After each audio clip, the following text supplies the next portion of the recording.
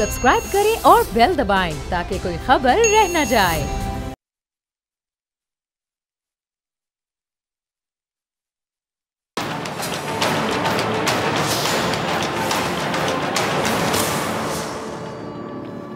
अस्सलामुअलैकुम नाजरीन, मैं हूं डॉक्टर फिजा अकबर खान और मैं हूं पाकिस्तान और आप देख रहे हैं पाकिस्तान के सबसे बड़े न्यूज़ चैनल का नंबर 1 प्रोग्राम ऐसे नहीं चलेगा।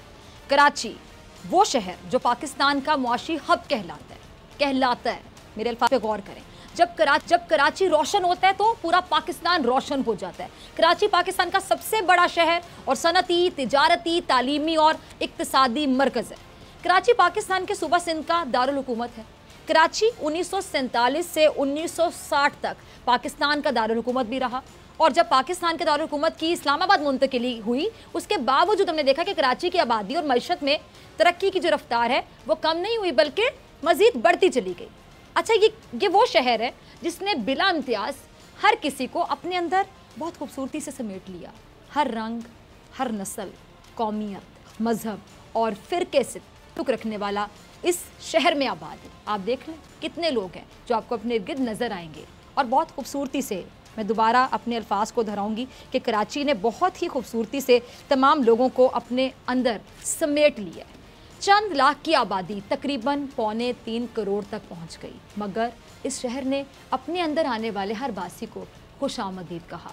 रोशनियों के इस शहर में वीरानियों ने ऐसे डेरे डाले कि देखने वाले भी दंग रह गए।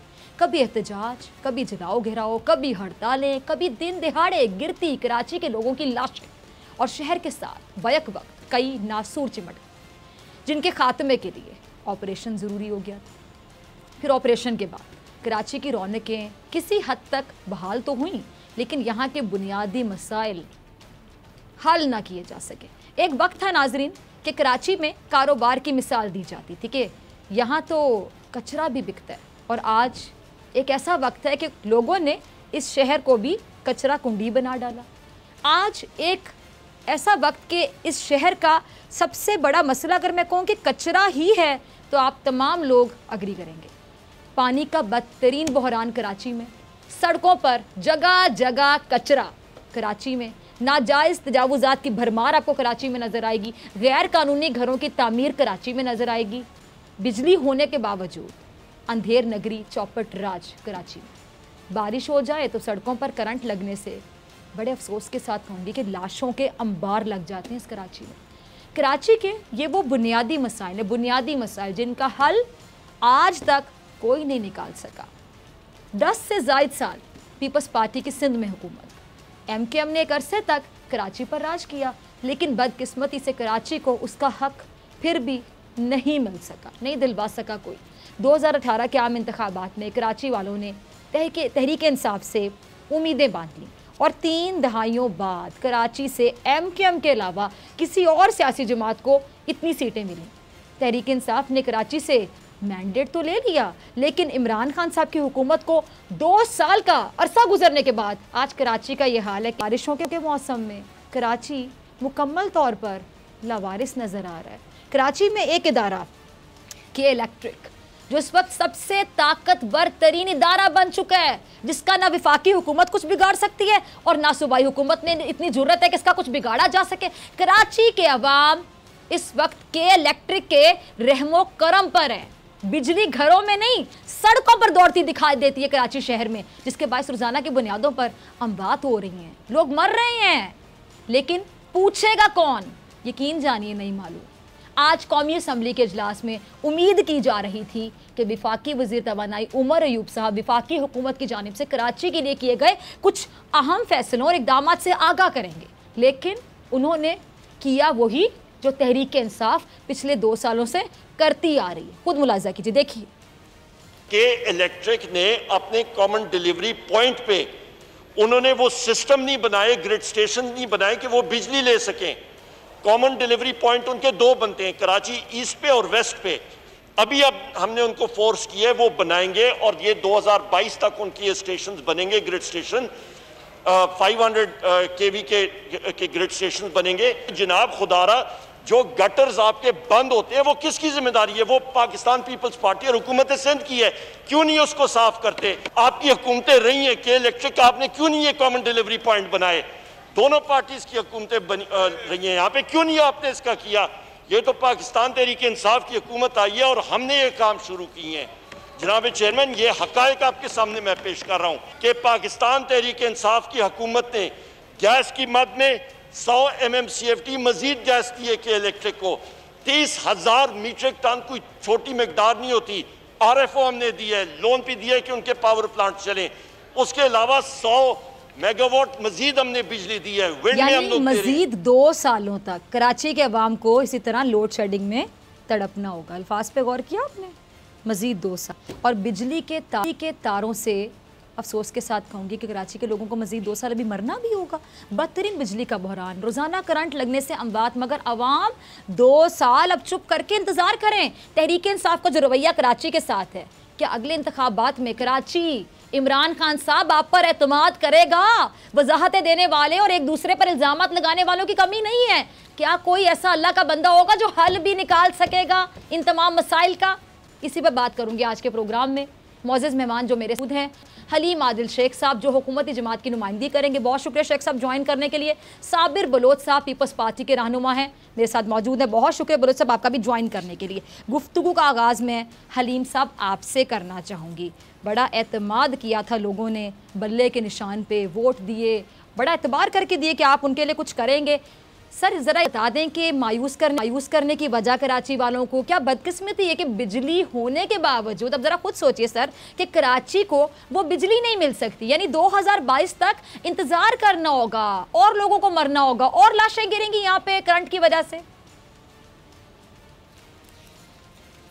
अबराज ग्रुप को के इलेक्ट्रिक का चार्ज दिया गया था, इंतजामियात संभलवाए गए थे। 2005-6 में तो मुशर्रफ साहब ने किसी और कंपनी को दिया था।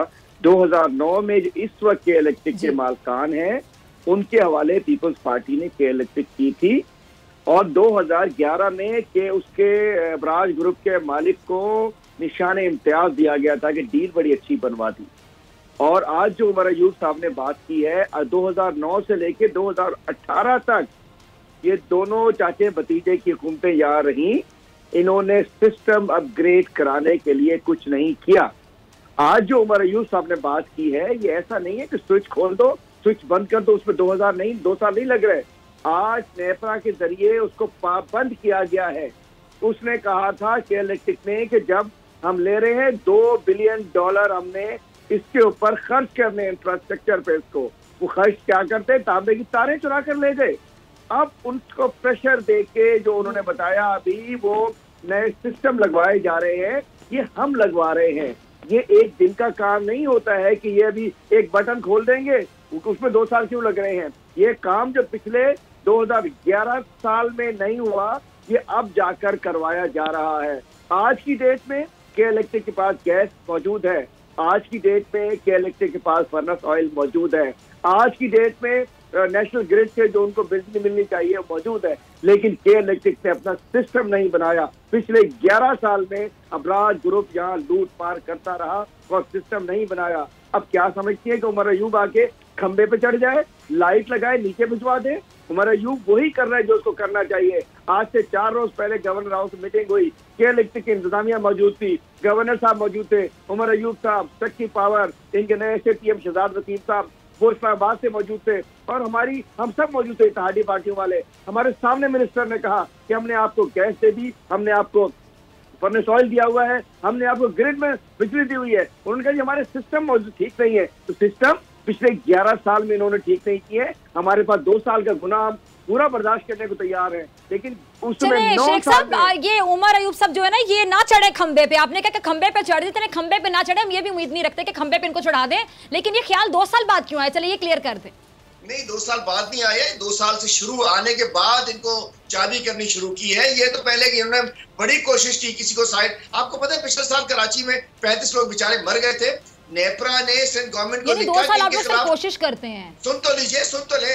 पिछले साल नेपरा ने सिंध गवर्नमेंट को लिखा कि इन पे कत्ल की, इन पे FIR हमने प्रोग्राम में लिया। जी ये 19 लोग इसके जिम्मेदार हैं, लेकिन सिंध गवर्नमेंट ने उन पे मरने की FIR नहीं काटी। तो मैं कहना चाहता हूँ पहले दिन से के इलेक्ट्रिक को सीधा करने की कोशिश की जा रही है, लेकिन ये बिगड़े हुए लोग हैं। ये आज तक भत्ते से, कमीशन से, नौकरियां देके, शेयर देके, हिस्सा देके लोगों को चलाते रहे हैं, लेकिन यहाँ ना कोई शेयर लेने वाला है, ना कोई हिस्सा लेने वाला है, ना कोई नौकरी लेने वाला है, ना कोई भत्ता लेने वाला है। इसलिए इनके कान मरोड़ के इंशाल्लाह काम, लेकिन इनको ऐसा एग्रीमेंट करके दे दिया कि डॉक्टर साहिबा, अब मैं बताना चाह रहा हूँ, LNG हो, रिकोडेक हो, के इलेक्ट्रिक हो, ये हिस्ट्री के गंदे तरीन जो कारनामे हुए हैं ये उस दौर में हुए हैं, और हम इंशाल्लाह ठीक करेंगे। लेकिन ये हकीकत है कि कराची वाले बहुत तंग है, हमारे वोटर हैं, हम लोग हैं, हम मुतासरीन में शामिल हैं। चलिए, आधा टेन्योर आपका ऑलमोस्ट गुजर चुका है।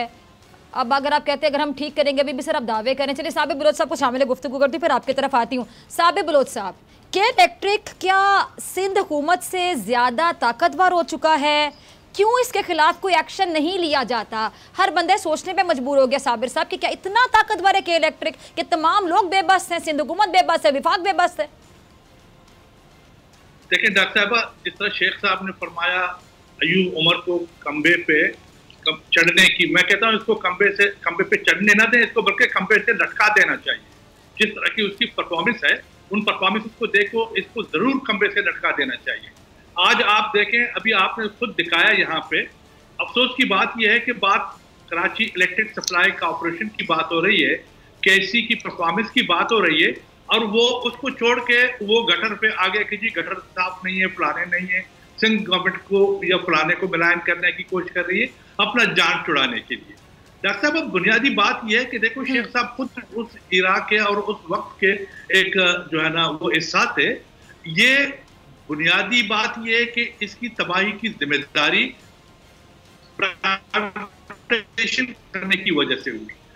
मुसलमाने में कुवैत वालों को शायद उनको कराची इलेक्ट्रिक दिया गया था और प्राइवेटाइज कर दिया गया था। अच्छा, प्राइवेटाइजेशन के बाद उन लोगों ने जो है ना जो लोगों की चाटी करना जिस तरीके से शुरू कर दी, अच्छा उनकी परफॉर्मेंस कम हो गई। अच्छा, उसके बाद जो लोगों यानी वो चूंकि प्राइवेट लोगों का था, उनको आवाम से, पब्लिक से कोई किसी किस्म की जो है ना उनकी सहूलत की बात नहीं थी, और उन्होंने अपने मुनाफे कमाने के लिए क्या से क्या नहीं किया, गलत किस्म के मीटर लगवा दिए गए। अच्छा, और ओवर बिलिंग की गई। तो ये करते करते ये मामले जो है ना इस हद तक पहुंच गए कि बिल्कुल ही वो कोलैप्स हो गया था। It was just on the brink of collapse. अच्छा, अब फिर जब पीपल्स पार्टी की गवर्नमेंट आ गई तो सॉरी मैं आपकी बात काट रही हूँ, प्राइवेटाइजेशन के आप खिलाफ हैं। मुझे जरा बताइएगा कि अगर मैं बात करूँ, जनरल मुशर्रफ का जमाना अगर हम याद करें तो मुनाफे में जारी थी, आप लोगों के पास आई तो खसारा ही खसारा। जरा उसको जरा क्लियर कर दें कि स्टील मिल क्यों नहीं चला सके आप लोग? हमारे पास बिल्कुल नहीं आई, बल्कि वो प्राइवेट हैंड में चली गई। हमारे हाथ तो हालत ये थी कि मुझे याद है कि उस जमाने में भी जब कराची इलेक्ट्रिक की बात हो रही थी तो चीफ मिनिस्टर से सवाल नहीं समझे, वो एमडी बात भी नहीं करते थे। जी जी, उनका जो आदिल साहब आपकी तरफ, हलीम साहब आपसे भी पूछती हूँ। साबिर बलोच साहब, मैं ये जानना चाह रही हूँ कि स्टील मिल का बेड़ा गर्क क्यों कर दिया? कितना क्रेडिट देंगे आप अपनी पार्टी को स्टील मिल का बेड़ा गर्क करने के लिए? बेड़ा गर्क प्राइवेटाइजेशन की वजह से इसका हो गया, आपका जो है ना केई का जो बेड़ा गर्क हो गया। तो अभी इसी तरीके से ये गवर्नमेंट भी चाह रही है कि बाकी दूसरे अदारे हैं वो तो ऑलरेडी जो है ना वो बेड़ा गर्क है उनका। मैं सुन नहीं पा रही इनको। अच्छा ठीक है, पैनल मुझे इनकी आवाज बहुत तेज आ रही है, जरा प्रोड्यूसर साहब इनकी आवाज थोड़ी कम ऊंची आ रही है। अच्छा ठीक है। अच्छा जी, शेख साहब आप कुछ कहना चाह रहे थे, जरा आप फरमाइएगा। साबिर बलोच साहब की आवाज बहुत ज्यादा ऊंची आ रही है, जरा कम कर दीजिए। बलोच साहब को शायद आपका सवाल समझ नहीं आ रहा था, लेकिन मैं अपना जवाब दे दूं उसके अंदर। जी जी, बलोच साहब ने कहा कि किसको खंबे से बांध दो। सर यही तो मसला है, सियासतदानों को अक्सर सहाफियों के सवाल समझ नहीं आते, जो हम पूछना चाहते हैं वो जवाब नहीं मिलता, बाकी सारे जवाब मिल जाते हैं। तो मैं कहना चाहता हूँ कि सबसे पहले खंबे पे उनको लटकाएं जिन्होंने अबराज को के इलेक्ट्रिक हवाले कराई, जिन लोगों ने पूरे 2009 से 2018 तक जिन्होंने 9 साल इसके अंदर उससे इम्प्लीमेंट ही करवाया, जो चाचे भतीजे थे बिलावल नवाज शरीफ। मैं कहना चाहता हूँ इनको, इनकी लीडरशिप को, उन लोगों को जिन्होंने एग्रीमेंट किया, गंदा एग्रीमेंट किया, सब कुछ हाथ बांध के इलेक्ट्रिक के हाथ में दे दिए, उनको खंबे पे लटका कर निशाने इबरत बनाना चाहिए। और दूसरी बात में जो आपने फरमाया कि स्टील मिल जब इनको हवाले की गई थी 10 अरब रुपए उसके अंदर अकाउंट में मौजूद थे, मुनाफे में थी और आज 400 अरब के खसारे में है, 200 अरब के ये सवाल मैंने पूछा है साबिर बलोच साहब, आपसे ये सवाल पूछा था कि जब आपको मिली थी स्टील मिल तो मुनाफे में थी ना। अब इस हकीकत को अब डिनाई नहीं कर सकते ना, आप ये तो नहीं कह सकते कि नहीं हम झूठ बोल रहे हैं। जी जी साबिर साहब, उसके बाद पीपल्स पार्टी ने जो इकदाम लिए, अब सुने ना जी, ministry of water and power ने जो इकदाम लिए, परवेज अशरफ साहब, अच्छा उसी जो इकदाम लिए उन्हीं पर इकदाम पर केसेस बनाए गए। अच्छा, और उन केसेस से उन लोगों ने हमारे मिनिस्टर साहब को जमाने के उसको बरी कर दिया। अच्छा, अब बात यह कि जो इकदाम पीपल पार्टी और उसके मिनिस्टर ने लिए थे, उन्हीं इकदाम को फिर नवाज शरीफ और इमरान खान दोनों खुद कर रहे हैं, वही काम कर रहे हैं कि जिसकी वजह से हमें उन्होंने चार्ज किया था और हम पर केसेस चलाए थे, देखे ना। अच्छा, अब बात यह कि अब मैं वो रेंटल पावर की बात कर रहा हूँ, रेंटल पावर पे केसेस बनाए थे, लेकिन जब नवाज शरीफ साहब आए उन्होंने खुद ही उसी चोरी को लिया और उसी सिस्टम को उन्होंने आगे बढ़ाया जिस पर हम पर केस बनाए थे। आज वो वही बात, हम तो यही अर्ज कर रहे हैं आपको कि देखो कि बुनियादी वजह इसकी सिर्फ ये है कि ये पावर सेक्टर, ये प्राइवेट सेक्टर में चला गया था। प्राइवेट सेक्टर में जो देखो जो प्राइवेट कंपनीज हैं वो उस हद तक अकाउंटेबल नहीं है। साबिर साहब मेरी जरा बात सुनिएगा, 10 साल हो गए आपकी हुकूमत को, जरा मेरा सवाल सुनिएगा साबिर साहब, 10 साल से आपकी हुकूमत को ना आपको कराची का कचरा नजर आया, ना आपको बिजली, चले दर्जन साल तो मैं अक्सर अपने प्रोग्राम में कहती हूँ, मैंने 10 से ज्यादा कहते हैं, 1 डेकेड से ज्यादा हो चुका है, ना कराची का कचरा नजर आता है आप लोगों को, ना बिजली का मसला नजर आया, ना पानी का बहरान नजर आया। सर, एक गटर का ढक्कन लगाने के लिए भी आलमगीर खान को आना पड़ता है, आप लोग कहाँ होते हैं उस वक्त? आलमगीर खान की क्या है वो है, लेकिन डॉक्टर साहब मैं आपको अर्ज करूं, देखिए बात ये है कि देखो जिम्मेदारी की बात होती है, रिस्पॉन्सिबिलिटी की बात होती है। दुनिया में कराची या पाकिस्तान कोई एक अजूबा मुल्क नहीं है, आप भी दुनिया का एक हिस्सा है। ये काम गटर का काम, पानी यानी मैं समझूं कि आप रिस्पॉन्सिबल कह रहे हैं आलमगीर खान साहब को जो ढक्कन लगाने आ जाते हैं गटर के जब आप लोग गायब होते हैं? गवर्नमेंट का काम होता है, ये मेयर का काम होता है, ये मेयर का काम है, ये केएमसी का काम है कि ये चीजें उनके अंडर में आती है। गवर्नमेंट इज ए डिफरेंट, उसकी जो फंक्शन है वो एक डिफरेंट फंक्शन है उसकी। अब मुशर्रफ के जमाने में आपके सिटी गवर्नमेंट को जब मुस्तफा कमाल यहाँ पे मेयर थे, उस जमाने में अब आप खुद देखें कि हुकूमत सिंध गवर्नमेंट की इतनी जो है ना वो बजट नहीं थी जितनी सिटी गवर्नमेंट की थी। इस बात को तो शेख साहब भी मानेंगे, लेकिन उन्होंने कभी सीवरेज पे तवज्जो नहीं दी। अच्छा, लेकिन उसके बाद आज भी सिटी गवर्नमेंट मौजूद है, आज भी जो है एमपीएम का बंदा मौजूद है। और कराची पर मैं आपको यकीन से कहता हूँ कि कराची में किसी की भी गवर्नमेंट हो, आप हुकूमत हो, मेरी हुकूमत हो, पीपल्स पार्टी की हुकूमत हो, नवाज शरीफ की हुकूमत हो, लेकिन यहाँ पर अथॉरिटी हमेशा एमपीएम की रही है और आज भी उनकी अथॉरिटी है और आज भी सिटी गवर्नमेंट में वही लोग बैठे हुए। तो why don't you ask the mayor कि भाई कि ये गटर क्यों नहीं बने हैं, पानी क्यों नहीं की सप्लाई है। अच्छा, मुझे शेख साहब से एक सवाल पूछना है। ठीक है साबिर साहब, मैं दोबारा आती हूँ आपकी तरफ अगर वक्त होगा। जी शेख साहब, आपसे मैं जानना चाहूँगी कि एक दिन में करंट लगने से आपको मालूम होगा कि 6 अफराद जाँ बहक हुए हैं, मुकदमा सर कौन दर्ज करवाएगा, किसके खिलाफ दर्ज करवाएगा, एक्शन कौन लेगा, कब करवाया जाएगा मुकदमा? देखिए जी, एक जो मेरे हल्के के एक साहब थे रमजान साहब, मैं तो मौके पे पहुंचा भी और वो चूंकि मुल्तान उस डेड बॉडी को लेकर गए हैं, वापसी में आकर मैं इंशाल्लाह खुद कटवाऊंगा, उनके घर वालों को लेकर और सीईओ को नॉमिनेट करेंगे, इनकी इंतजामिया को नॉमिनेट करेंगे और हम समझते हैं कि सब लोगों को मुकदमात करवाने चाहिए। इंशाल्लाह हम सबके पास जाएंगे कि इलेक्ट्रिक को, इस किलर इलेक्ट्रिक को, इस कातिल इलेक्ट्रिक के लोगों को इन मुकदमात में नॉमिनेट करेंगे। चूंकि आज जो किंगरी हाउस के करीब जो वाकया हुआ, रोड पे चलता हुआ बुजुर्ग जा रहे थे रमजान कारपेंटर, किंगरी हाउस पे मेन केडीए के अंदर रोड ठक कर उसके ऊपर गिरी और वो मर गए और उसके बाद 3 घंटे तक वो तार वहां से नहीं उठाई गई। तो बता दूं, लेकिन एक और चीज मैं बलोच साहब की खिदमत में अर्ज करता चलूं, बलोच साहब 18वीं तरमीम के बाद सब कुछ इन्होंने अपने पास ले लिया है। ये के water and sewerage board Sindh government के पास है, कचरा उठाने का सॉलिड वेस्ट सिंध गवर्नमेंट के पास है, लोकल गवर्नमेंट ने एसबीसीए सिंध गवर्नमेंट के पास है।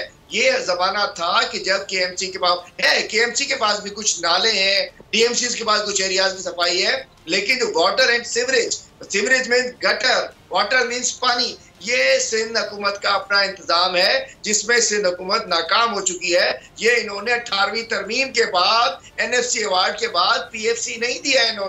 इन्होंने लोकल गवर्नमेंट के इदारों को भी तबाह कर दिया है। इन्होंने हर चीज अपने मुट्ठी में रखनी चाहिए। कचरा भी हम उठाएंगे, माल खाएंगे, गटर भी हम साफ करेंगे, माल खाएंगे, पानी भी हम नहीं पहुंचाएंगे, माल खाएंगे, K4 हम नहीं बनाएंगे, माल खाएंगे। ये है कि शहरों में, बराड़ी में RO प्लांट्स लगाएंगे, नहीं लगाएंगे, माल खाएंगे, दवाइयां नहीं पहुंचाएंगे, माल खाएंगे, दवाइयां 2 करोड़ की दवाइयां बेच देंगे कोरोना की, माल खाएंगे। ये सूरत हाल है बलोच साहब। 18वीं तरमीम के बाद हर चीज प्रोविंशियल गवर्नमेंट के अपने हाथ में है, उनके कंट्रोल में है। हम क्या कर सकते हैं? और सिंध गवर्नमेंट कुछ नहीं कर रही है। हर चीज आज गटरिस्तान बना हुआ है। 2 घंटे की बारिश में सिंध गवर्नमेंट कुछ नहीं कर रही, क्यों नहीं कर रही है? आपके सवालों का जवाब मैं साबिर बलोच साहब से लेना चाहूंगी। जी साबिर बलोच साहब, है कोई जवाब आपके पास? ऐसे कब तक चलेगा साबिर बलोच साहब? ऐसे तो नहीं चलेगा। शेख साहब जो है ना वही रटी रटाई बातें कर रहे हैं जिनको समझाई गई है या पता नहीं किस तरह। लेकिन मैं एक पॉलिसी सर आपको नई बात कर दें मेरे प्रोग्राम में, वही मैं कर रहा हूँ आपको। मैं एक पॉलिसी की बात करता हूँ, मैं एक गवर्नमेंटल फंक्शन की बात करता हूँ कि अब 18वीं तरमीम का कराची के गटर से क्या ताल्लुक है? 18वीं तरमीम का कराची में पानी की सप्लाई का न होने का क्या ताल्लुक है? 18वीं तरमीम जो कॉन्स्टिट्यूशन में लाई गई है वो एक ब्रॉड कॉन्सेप्ट है।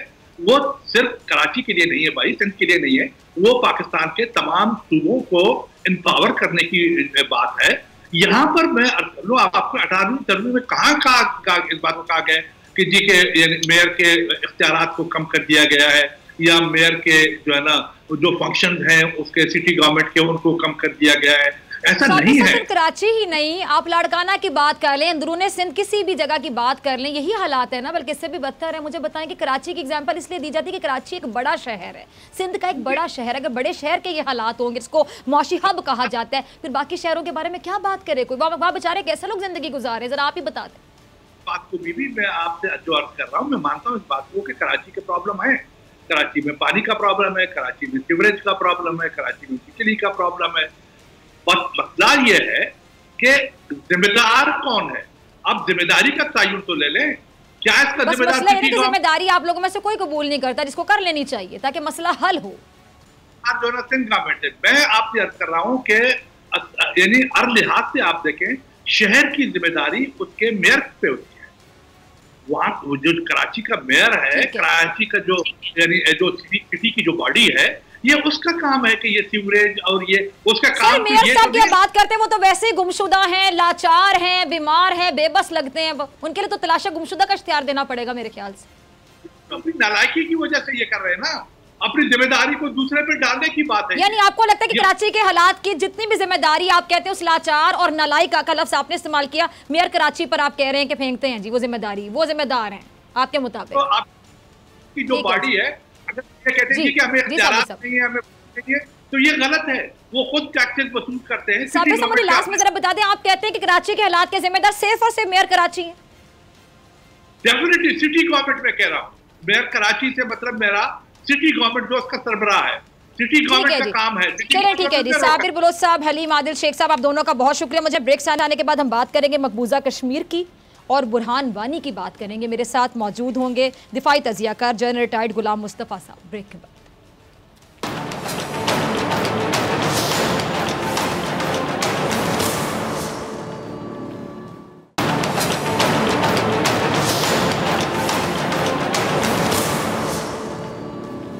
वेलकम बैक नाज़रीन, आप देख रहे हैं ऐसे नहीं चलेगा। मैं हूं आपके साथ डॉक्टर फ़िज़ा अकबर खान।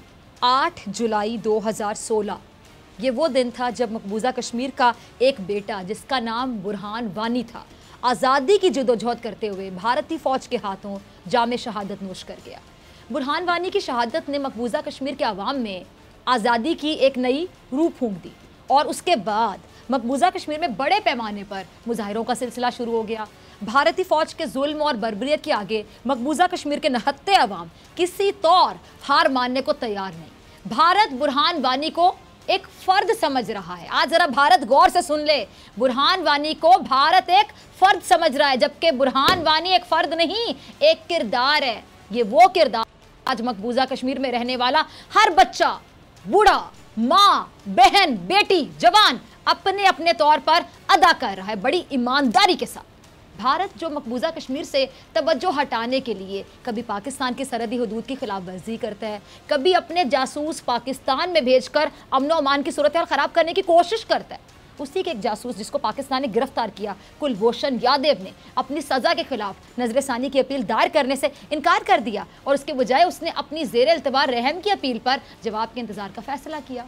अच्छा, additional attorney general Ahmed Irfan ने डायरेक्टर जनरल जनूबी एशिया साख जाहिद हफीज़ के हमरा न्यूज़ कॉन्फ्रेंस की और उनका ये कहना था कि आलमी अदालत इंसाफ में जो केस पाकिस्तान ने जीता था उसके फैसले के अहम नुकात में ये बात भी शामिल थी कि वियना कन्वेंशन बराए कौंसलर रवाबित की दफ़ा 36 के तहत कुलभूषण यादव को उनके हुकूक के बारे में बताया जाए। इसके अलावा वो फैसले में ये कहा गया कि जी कुलभूषण केस पर जो मौसर नजरसानी है उसके लिए तमाम तर इकदामात भी उठाए जाएं, जिसमें अगर ज़रूरत पड़े तो कानून साजी का नफाज भी शामिल हो और जब तक मौसर नजरसानी और दोबारा गौर मुकम्मल ना हो जाए उस वक्त तक फांसी की सज़ा को रोक दिया जाए। इसके अलावा 2 अगस्त 2019 को पाकिस्तान ने भारतीय हाई कमीशन के एक सिफारती एहलकार को इस्लामाबाद में किया और इस पेशकश को भारत ने 1 माह की ताख़ीर के बाद 2 सितंबर को कबूल किया, जिसके बाद हाई कमीशन के एक ऑफिसर ने कुलभूषण यादव से मुलाकात भी की और आलमी अदालत के फैसले पर अमल दरामद करने के बजाय भारत ताख़ीरी हरबों से काम लेते हुए पाकिस्तान से ताउन नहीं कर रहा। सूरत हाल क्या होगी, इसी पर बात करने के लिए मेरे साथ मौजूद हैं दिफाई तज्ज़ियाकार जनरल रिटायर्ड गुलाम मुस्तफ़ा साहब, किसी तारुफ के मोहताज नहीं। बहुत शुक्रिया जनरल साहब। जैसे पहले तो मैं ये जानना चाहूँगी जी कि बुरहान वानी की शहादत के बाद ज़रा आप नाजरीन को बताइएगा अपने मखसूस अंदाज में कि मकबूजा कश्मीर में क्या एक बड़ी तब्दीली देखने में आई।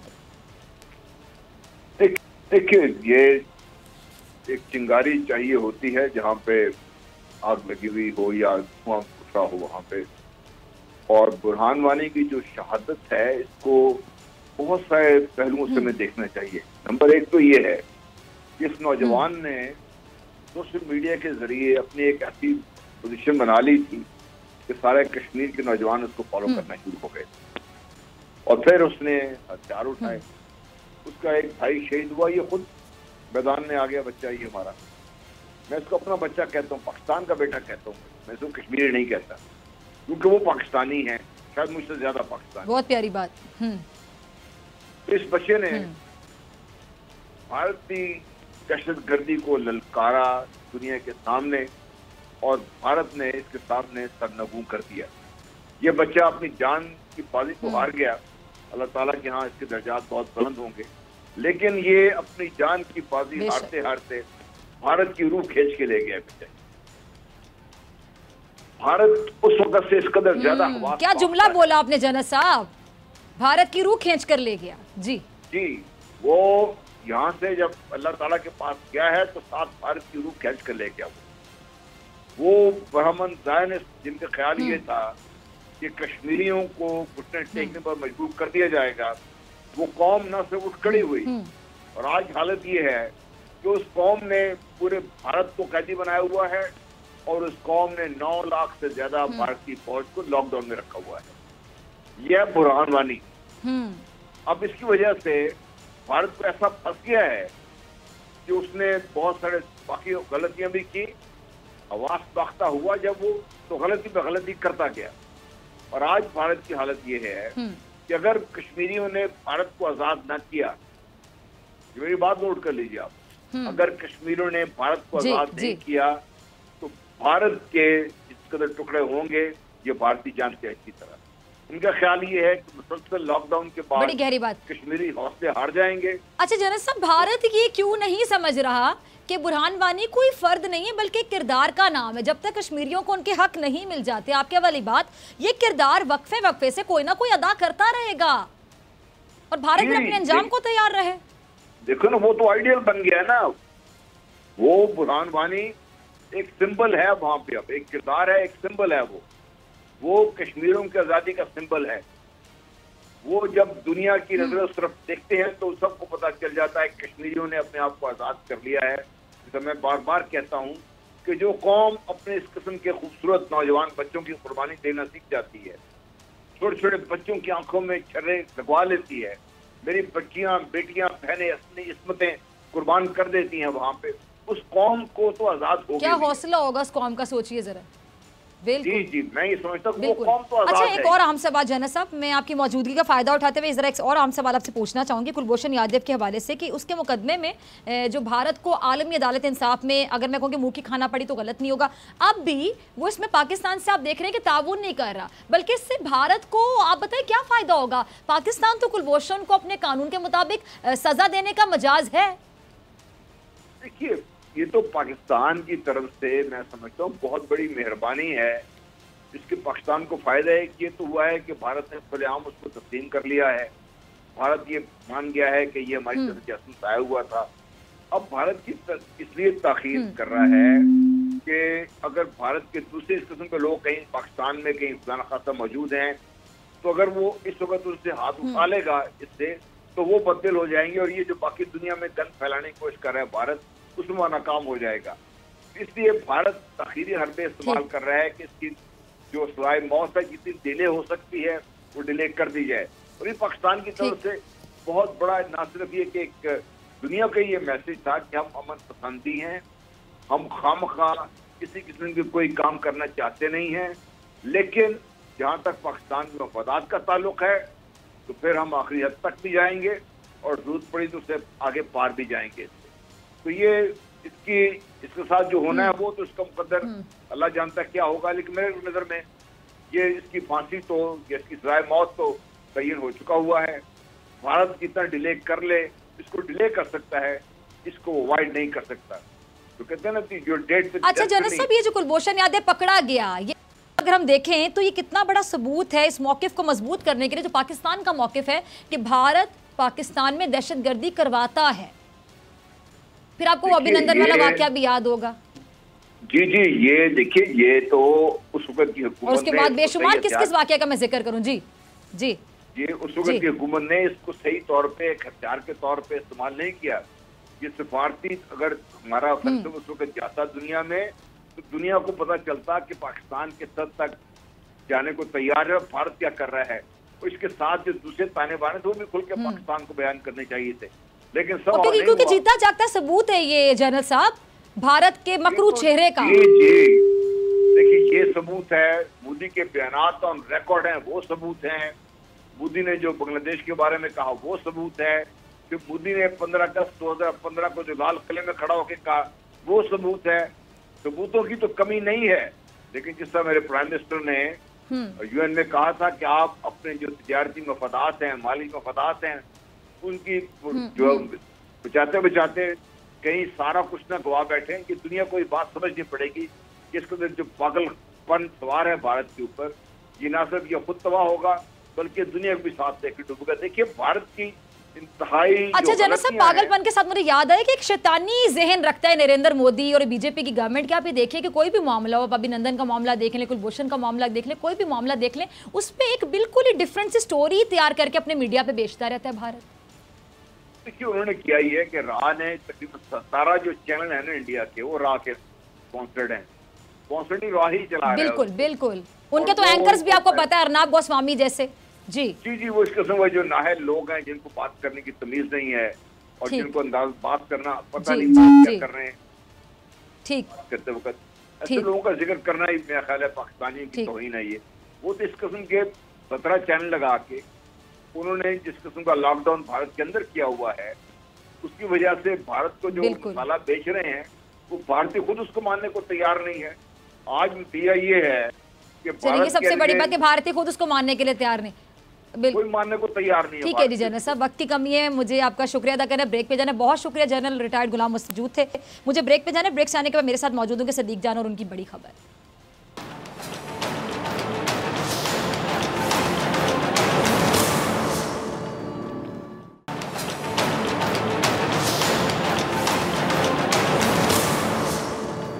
वेलकम बैक नाज़रीन, आप देख रहे हैं ऐसे नहीं चलेगा। मैं हूं आपके साथ डॉक्टर फिज़ा अकबर खान। प्रोग्राम के हिस्से में मेरे साथ हमेशा की तरह मौजूद है नुमाइंदा खुसूसी सदीक जान अपनी बड़ी खबर के साथ।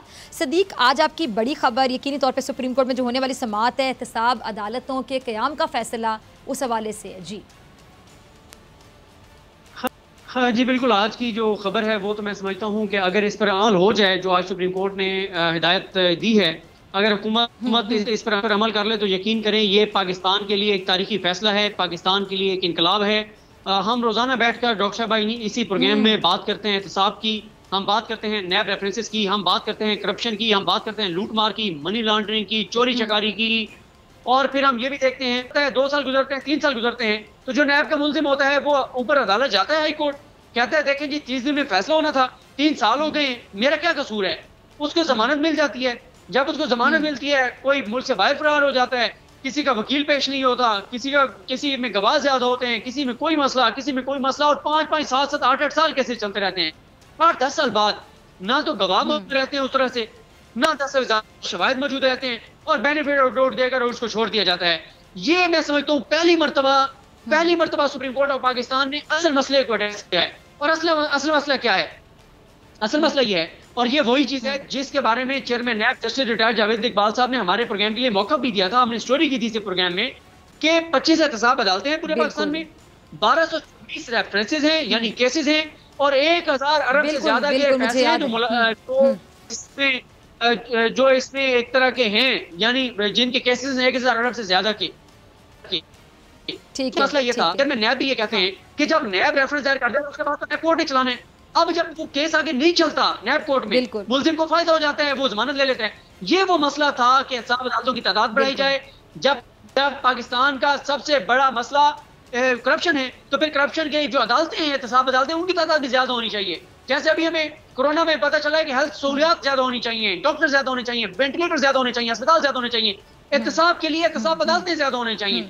अब अगली समाज पता चलेगा हुकूमत का क्या मौक़िफ़ है। यानी हम कहते हैं बहुत बड़ी पेशरफ्त है, इस पर अमल कर लेती है, तो मैं बार बार ये कह रहा हूँ कि ये इनकलाब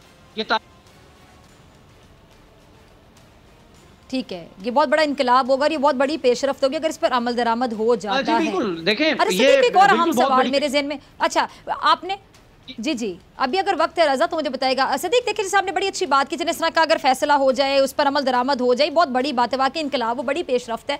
लेकिन अगेन मैं दोबारा एक बात कहूँगी कि जब हम देखते हैं कि कोई भी जमानत पे रिहा हो जाता है, साइन बना के हम देखते हैं कि वो कहते हैं जी बस हम तो जिसमें बरी जमा हो गए, भाई बरी हो गए। मुझे ये समझ नहीं आती कि जब किसी का केस खुलता है, किसी के कट्टे चट्टे खुलते हैं, तो उसका नाम फौरन हम देखते हैं कि ईसीएल में क्यों नहीं डाल दिया जाता है। एक अहम सवाल है कि एग्जिट कंट्रोल लिस्ट में उसका नाम हो और जमानत, इसका भी प्रोसीजर होना चाहिए। सारी बात इसके लिए अमेंडमेंट्स होंगी, आपको पता है कि कानून कहाँ बनता है, पार्लियामेंट में क्या सिचुएशन है। पार्लियामेंट में तो लोग जब जाते हैं भी हमारे पैसों के इजलास से, तो वहाँ पे जो हो रहा होता है आपको पता है कि वहाँ पे किसी ने काम की बात क्या करनी है।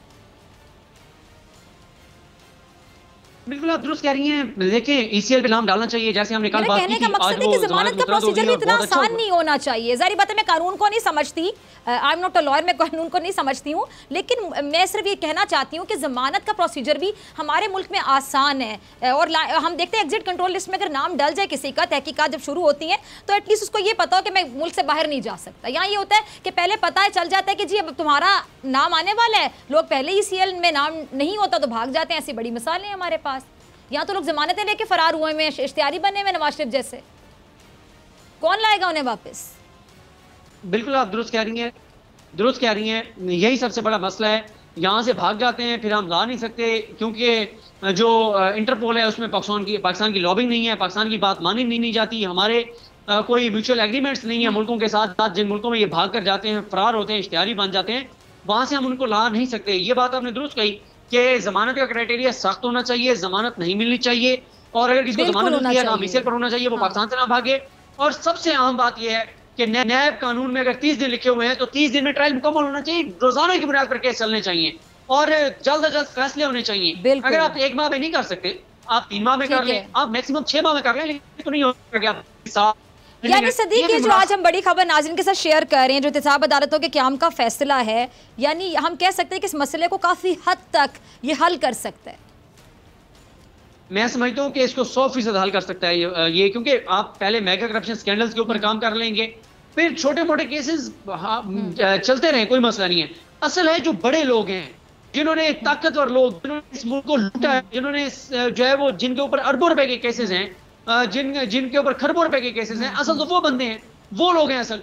उनको मसला यह है कि उनको उन मेगा करप्शन स्कैंडल्स को मंतकी क़याम तक पहुंचाना चाहिए। और ये नवाज शरीफ साहब के केसेस हैं, आसिफ अली जरदारी साहब के केसेस हैं, शहबाज शरीफ के केसेस हैं, या अगर कोई हुकूमत में लोग ऐसे बैठे हुए उनके केसेस हैं, जो मछलियां हैं उनको पहले पकड़ना होगा आपको। बाकी किसी का करोड़ का केस है, 10 करोड़ का है, 15 करोड़ का है, वो तो पाकिस्तान में बिल्कुल, इतने बिल्कुल। आप समझें कि माने नहीं रखता, जहाँ पे अरबों रुपए की करप्शन हो वहाँ पे करोड़ों रुपए तो ऐसे मिनट्स की तरह लगते हैं। सही। तो असल बात है जो मेगा करप्शन ठीक है जी। स्कैंडल्स की लिस्ट सुप्रीम कोर्ट में नैब ने पेश की थी, उन केसेस को आगे बढ़ाना चाहिए और उनका फैसला करना चाहिए और हिसाब अदालतों की तादाद बढ़ानी चाहिए हुकूमत को।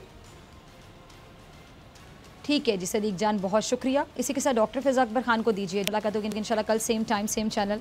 अगर ज़िंदगी ने वफ़ा की दुआओं में याद रखेगा, अपने अपने प्यारों का बहुत ख्याल रखिएगा। अल्लाह निगहबान।